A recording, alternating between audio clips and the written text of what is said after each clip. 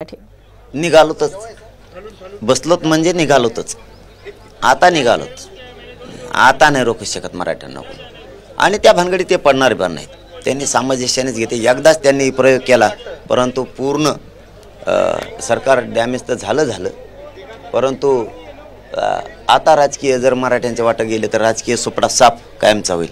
सत्तेची रग मनात धरून काही पाऊल उचलायचा प्रयत्न ते कधीच करू शकणार नाही. ते मी खात्रीपूर्वक सांगतो ना. असं जर केला तर यांच्यासारखं दळबदरी सरकार किंवा कोणीच असू शकत नाही. कारण मागच्यातून बोध घेणं गरजेचं आहे.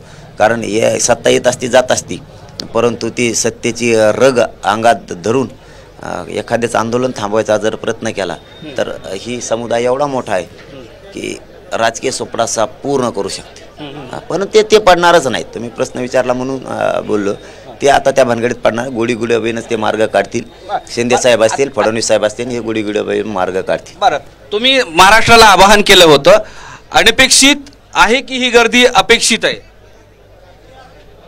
ते वेगळा आनंद आहे की मला धाक वाटत होता की समाज तुटून येतोय का काय सगळ्याच इकडं सगळं नियोजन कोलमडून जाईल. पहिल्या दिवशी आपल्याला वारीसारखे अनुभव नाही येत.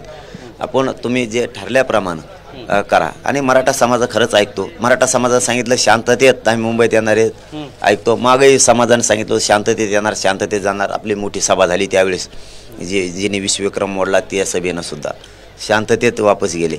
आताही मराठा